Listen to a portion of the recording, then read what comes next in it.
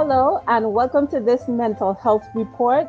This mental health report is being brought to you by the Pan American Health Organization and the government of the Virgin Islands, and it's part of the Mental Health and Psychosocial Support Project. I'm your host, Director of Light Communications, Natasha Letsom. Today on the program, we have with us Dr. Alan Dyer, here to talk about psychological first aid and stress management. Welcome to the program, Dr. Dyer. Thank you very much. It's nice to be with you. It's a pleasure having you here. Start us off. What is psychological first aid? Psychological first aid is a technique or a series of techniques that have been developed to help people in distress, such as natural disasters or human-made disasters, things like tsunamis, hurricanes, even war. It's a recognition that people that are in distress don't necessarily need to have a trained mental health professional, but there are skills that you don't have to be a psychiatrist or psychologist or social worker in order to employ. It helps people with self-awareness, being aware of one's colleagues, and also helping them learn how to communicate their feelings and to be prepared to listen to what your colleagues are saying. Mm-hmm. No, psychological first aid and stress management. What is their roles in responding to humanitarian disasters? So in the resilience workshops that we've been doing with the people in the BVI, we've focused on a number of techniques, PFA, psychological first aid being one, and stress management or mindfulness-based stress management, focusing on mindfulness or self-awareness being another. Mindfulness-based stress management involves awareness of what happens in the body in a time of stress or distress. Uh, we're all familiar with the fight or flight response, which is an adaptation to stress that involves the whole body. The heart rate speeds up, the respiratory rate speeds up, the metabolic rate speeds up in face of any kind of imminent threat, such as, evolutionarily speaking, say one were to encounter a saber-toothed tiger or some other threatening situation. And this is the way the body can respond in the short term. But over time, stress can become toxic and harmful to the body and harmful to the mind. So mindfulness-based stress management focuses on using self-awareness in order to bring about the rest and relaxation response, which is just the opposite of the fight or flight response. Mhm. It is such a pleasure meeting you, Dr. Dyer, because we have heard so many great things from the participants of the training that you led on PFA. A lot of them citing that, you are God sent and that training was a God sent. Now, tell us a little bit about, some of the highlights that training that you led for the BVI, and some of the techniques that you shared with them. So this was a very exciting project for me and for my fellow faculty members to see people coming together, uh, responding to the techniques that we first demonstrated and then they practiced in the skills, to see them coming together as a community, to be able to communicate with each other and to help each other, strengthening the community cohesion, moving from self-care and learning how to care for oneself to then caring for others like a cascade, others in their churches, others in their organizations, their schools, their families. And then one of the particular highlights was to see the way in which people relied on their spirituality and were able to talk about the role of spirituality that was so important for them, particularly in the immediacy of the hurricanes that they were dealing with, but also in terms of the cohesion of the community. And can you share with us some of those mindfulness techniques, a couple, so we can keep in our back pocket? Sure, sure.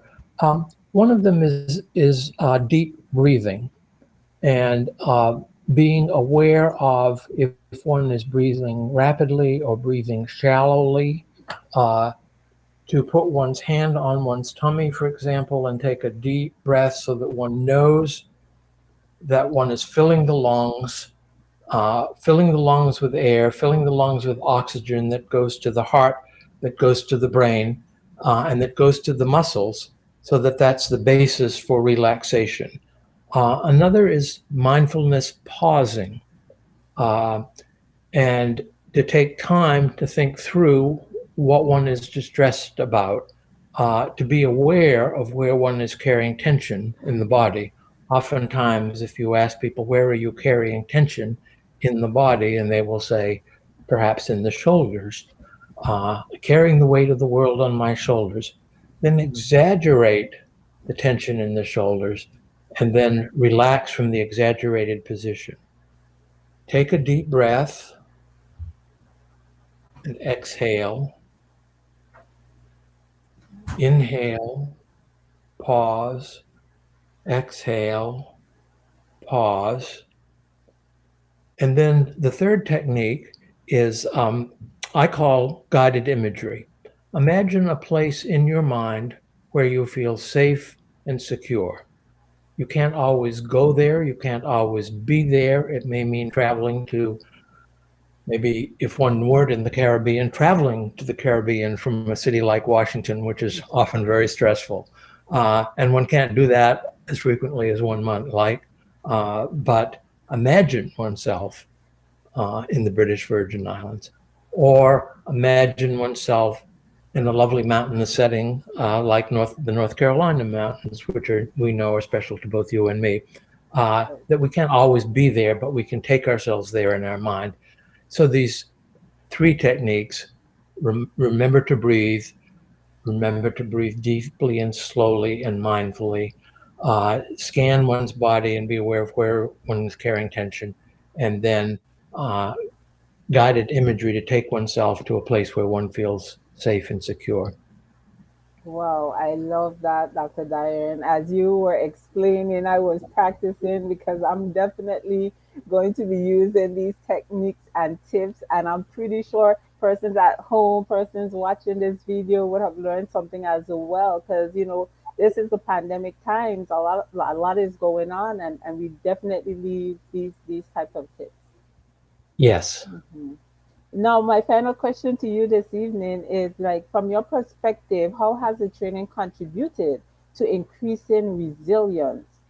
Just in case we have any more disasters coming our way, we do live in the hurricane belt, we are prone to earthquakes and tsunamis, how can we use this training in the future if necessary to build our resilience? Right. That's an important question, and I'm glad you've asked it, because when we do a project like this for the government of the Virgin Islands and for the people of BVI, the question is, how do we know it's worthwhile? How do we know it's beneficial? One of the ways is the response of people, and they've looked at that. PAHO has looked at that systematically. They've done focus groups. The idea would be, we know that there will be more hurricanes. With global climate change, there may be more severe hurricanes like there were in 2017, but not to live in fear of those, but to be prepared, both in terms of the physical environment, but in terms of the emotional response. So fortunately, we haven't had any more of those kinds of disasters, but the COVID situation is certainly a disaster. And what we learned from the people in the focus groups was for me, very rewarding and very heartening, because what they said is they were using the techniques that they learned in the resilience workshops to help them deal with the COVID situation. And what were some of those techniques? Mindful pausing, uh, not always putting oneself last, but that it's okay to take care of oneself as one goes about taking care of others, such as a parent taking care of their children, or children taking care of their elderly parents, or teachers taking care of their students, or just being in touch with coworkers. So what people reported was that they were more in touch with communications using platforms like Facebook, for example, or church groups, to stay in touch with other community members and sort of check in. How are things going with you? How can we help each other? And I think that's a very important lesson to learn from all of this. Wonderful, Dr. Dyer. I want to really thank you for coming on the program today and sharing with us, tips to keep us sane. We all need it right about now. Any final thoughts? Well, I hope to see you soon in person. Wonderful, wonderful. So you've been listening to this mental health report, and remember, this mental health report was brought to you by the Pan American Health Organization and the government of the Virgin Islands. And we're here to talk about our mental health and psychosocial support project. Once again, we have with us, and we'd like to thank you very much, Dr. Alan Dyer. And I've been your host, Director of Light Communications, Natasha Letzler.